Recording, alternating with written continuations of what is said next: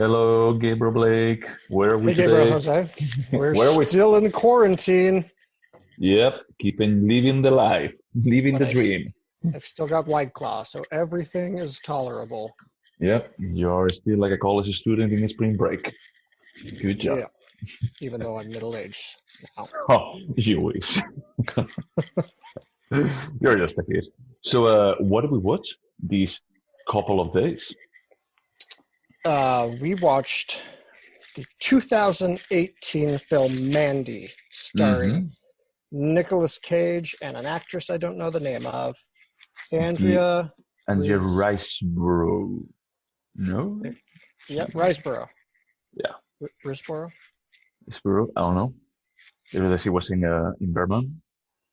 She was in Birdman. She was in Oh, Oblivion. yeah, she was the girl in Oblivion. Yeah. Huh. And she's in something that I just watched, some British television show. Uh-huh. Oh, Black Mirror. It was Black Mirror she was in. Oh, she was in Black Mirror. Oh, I remember. I remember her from that. Huh, that's Oh, and she interesting. was in Nocturnal Animals as the lookalike for Amy Adams. Mm-hmm. I never watched the movie. I should go back and watch it. Like Crocodile. Okay. Uh, so what did you think of the movie? I think that you had to start talking as I was the one picking this one up. Wait, you picked this one? Mm-hmm. I did. I did. So, I liked the movie for sure. Okay. I thought it was well done. It was very atmospheric. Mm-hmm. Nick Cage gave a pretty good performance. Yeah, that's yeah. I'm sure when he read the script and he was like, and then use a glass shard to do a mountain of blow, he was like, this is the movie for Nick Cage. So what is this movie about? For It's those about listening, for those two people listening to us. it's about a couple that lives in the Shadow Mountains, which I didn't know if that was a real place. I think it Mm-hmm. is. Yeah, Um, it's from California. and they're very reclusive, like not to a mental illness level, but they're just living in a cabin by a lake, into their own thing. She's an artist. He is Nick Cage. Full time job. And a local cult, they see the Nick Cage's wife on the road one day, and then the cult leader makes them kidnap the woman. Hmm. Yeah, he And actually makes a pact with some kind of biker gang from hell, basically. yeah, which apparently were just on bad acid, but Yeah, they never try to dive too deep into that. But yeah, no, they didn't really bother to explain anything. no, Uh, why? so then they dose up the wife. What's her name? Oh, Mandy, Mandy, yeah. the titular character, if you will. They dose her up on some acid, and they get a big black wasp to sting her before they present her to the cult leader, and she just laughs at the guy because he's kind of pathetic. Yeah, while he's And then showing his dick. yeah, full frontal. Hmm. So from that point on, it just turns into a revenge movie. So it's basically like John Wick changing the puppy for a wife.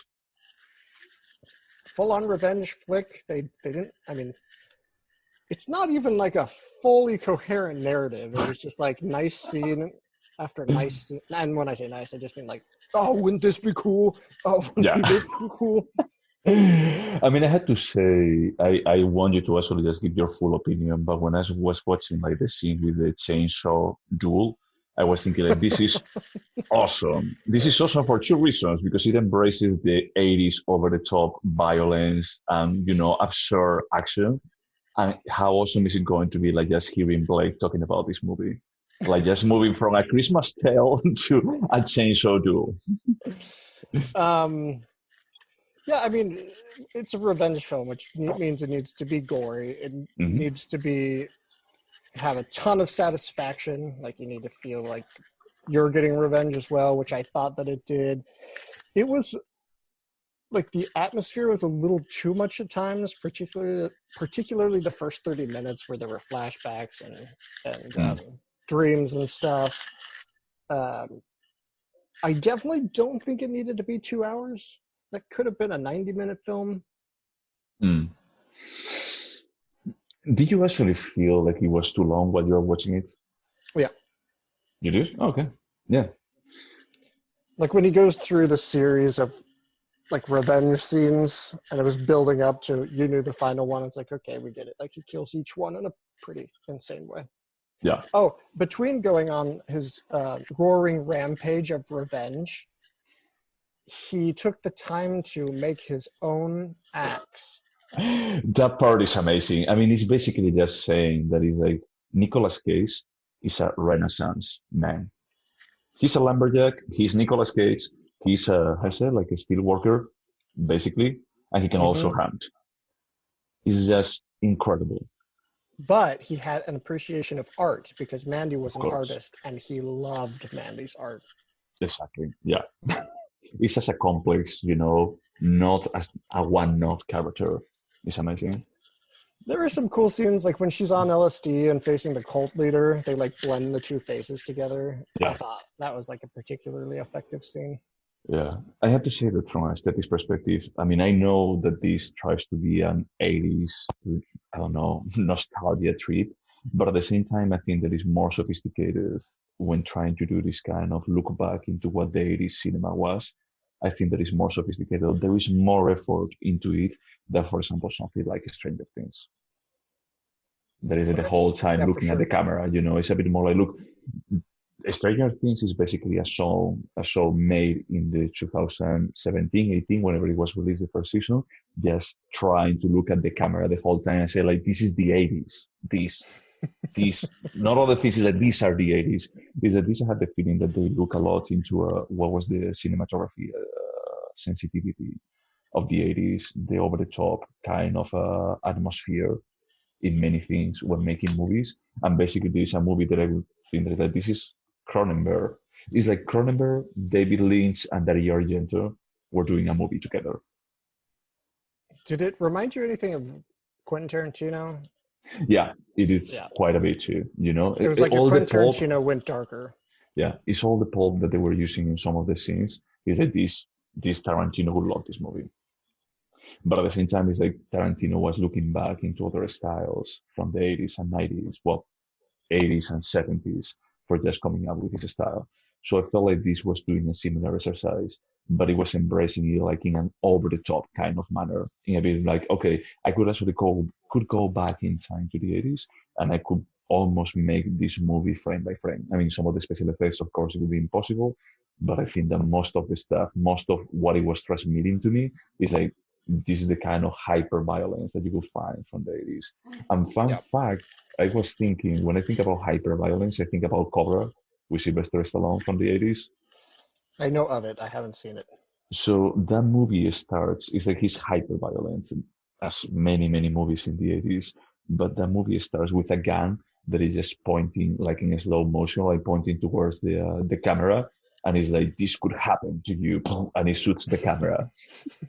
So when I was seeing that, like, holy shit, that this is so over the top. It's like, it just makes me feel threatened. It's like, I just want more violence. And the funny thing is that then I went to check who was this director. And this director is the son of the director of Cobra. No way. Yeah. Wow. So I was like, okay. I mean, I can see a bit of a, connection here. Let me just check the name. He was the director also of Tombstone, I think that it was called. His dad or him? His dad. Ah. Hispanos Cosmatos. His father was. He did like some camera work on that movie. He was George P. Cosmatos. Then he did Cobra in '86. Yep. And Rambo 2, well, Rambo First Blood Part 2 in '85. So you overall, you liked it? I like it. I like it from the perspective of aesthetic exercise. I think there Yeah, is a the plot very was really thin. Yeah, the plot is, I mean, I think that it's pretty well defined when the Nicolas Cage just do the angel dust. and he has like this kind of camera, like just focus on him, his face start like just melting down. He's like, yeah, I'm not seeing anything. I'm not watching anything that is going to be like making any kind of sense. I mean, it makes from the perspective that there is a lot of violence, but it's a bit more like the violence is the rewarding itself. It's not about a movie that is going to make me think about life and rethinking my approach to life, unless I'm on acid. This was actually a Sundance film, Yeah. which this is like the movie made for Sundance. You think? Yeah, so they have a what would you call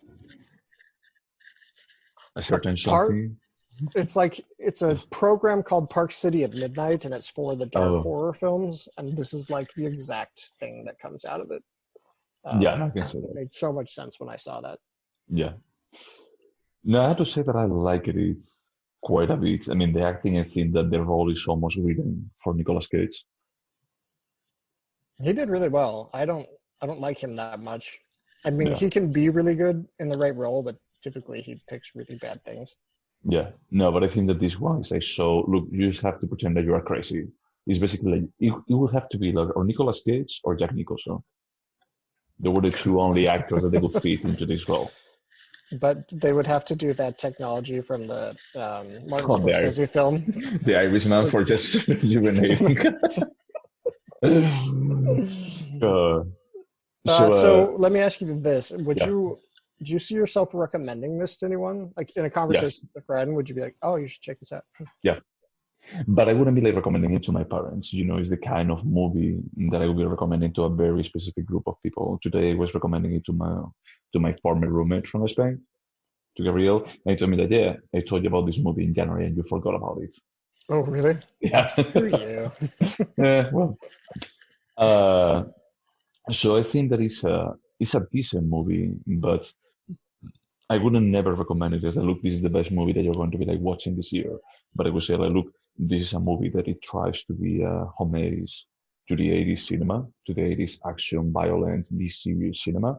And it's as if 100% of doing that. 100%. There is nothing that I would change for that. It's like I would agree with all that.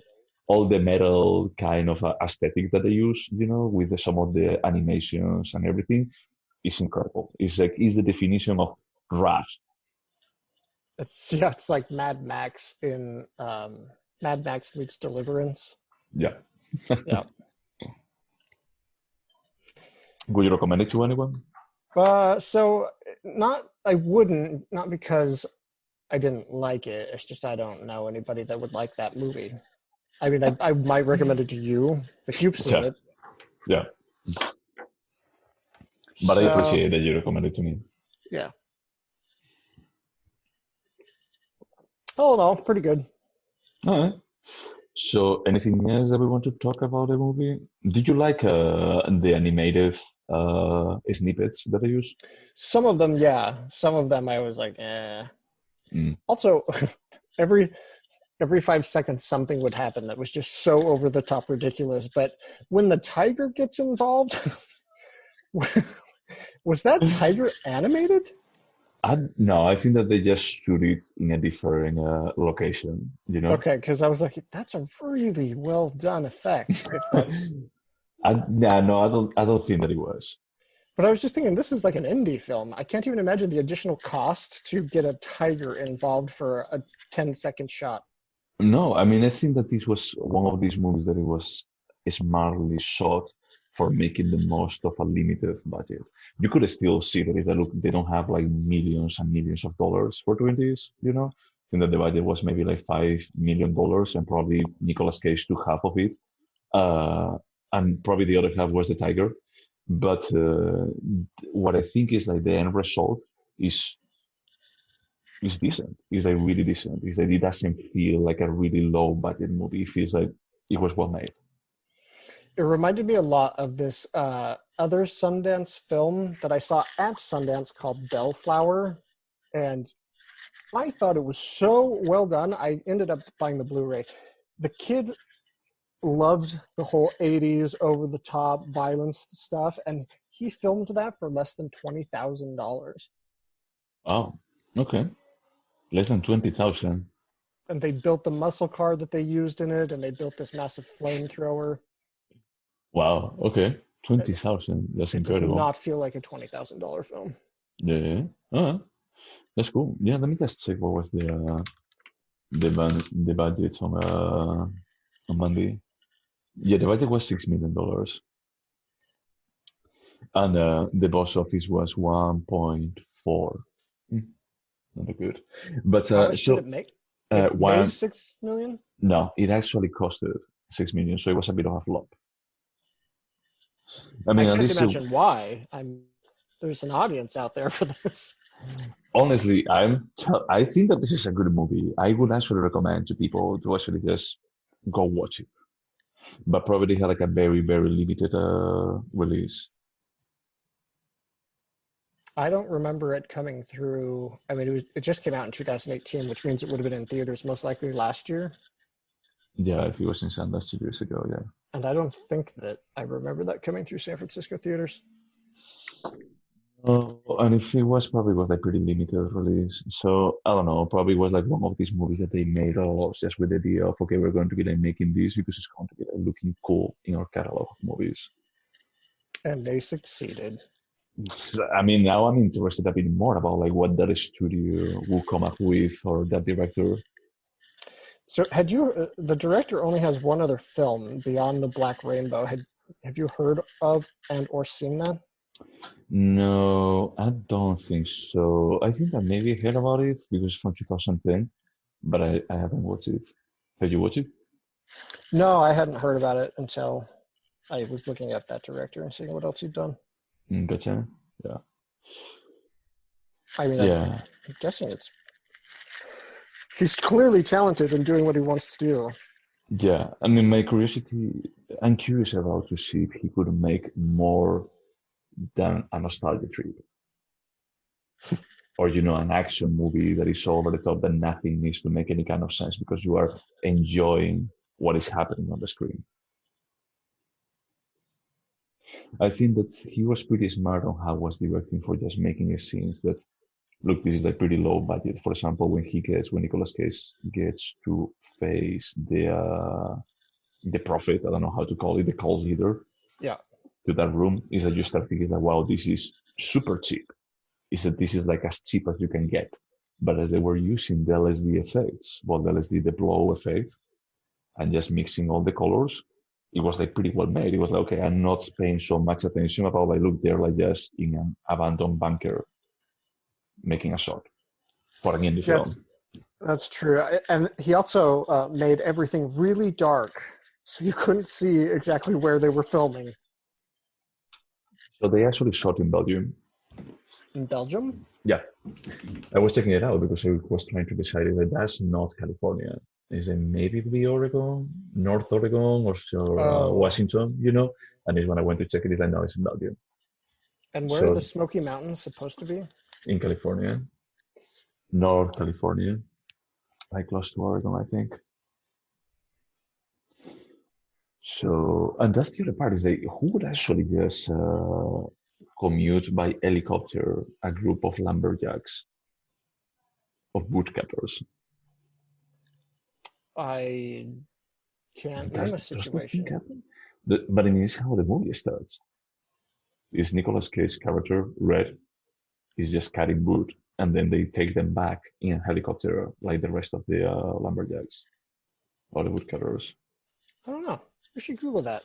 No, I mean, I felt... No, maybe that would be interesting. You just go commuting by helicopter, You just live in the middle of the mountain. Maybe you get like just your wife kidnapped by a cult, and then you just go on drugs. Revenge, yeah.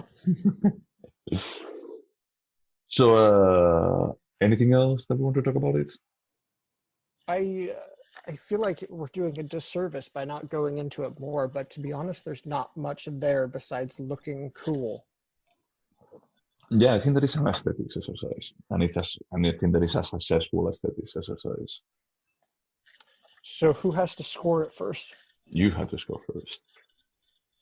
All right, I got mine. So what is it? 7.5. Okay. That's good. So my score is actually the same, 7.5. Yeah, look at that. Twinsies. Yeah, I mean, I was debating a bit about it when I was checking the spreadsheet because that's the score that I gave to A Christmas Tale, you know. Oh. But as I highlighted multiple times, I think that this is not a good movie as a, you know, I think that is not transcendental movie. It's not a transcendental piece of cinema. Mandy. Mandy, Yeah, yeah. Mandy. I I agree. think that A Christmas Tale may be closer to that, you know. But I think that Mandy, it has like multiple virtues that they are like just harder to come up with, or to actually just end up in the end result of your product, like coming up with something that is tasteful. Albeit there's like plenty of blood and violence, but tasteful homage to movies from the 80s. I think that I've I seen like agree. so many times, like in the last 10 years, like movies and series that they try to be from the 80s and they're just obnoxiously on your face. Yeah, I totally agree. Your example of the Netflix show that you mentioned is perfect. Oh, They're not Stranger Things, really yeah. trying. Yeah, Yeah, Stranger Things. yeah. And I think that maybe what helped is like just making more surreal, like all the 80s references about like just making them themselves. Like the troll, it was, no, a goblin, the mac and cheese goblin ad, where he started like Yeah. just puking on the kids. Like, what is going on? Like, well, but I can almost picture this as something happening in the 80s. And I can almost picture about like the guys like, what the fuck is going on and what is happening on my TV right now? I also have to call out the scene where he fights the demon motorcycle thing while the 80s porn is playing on the TV in the back. Yeah. That was just outstanding. It all felt so filthy and disgusting. Yep. I think that it It's captured great. the essence of the 80s. All right, man. So, should we call it off for this podcast? That's it. Let's close. Okay. That's Okay. Well, Dato's on yeah, Mandy from exactly. quarantine. Exactly from our houses. All right, man. Well, thank you so much for listening, guys. Stay safe. Wash your hands.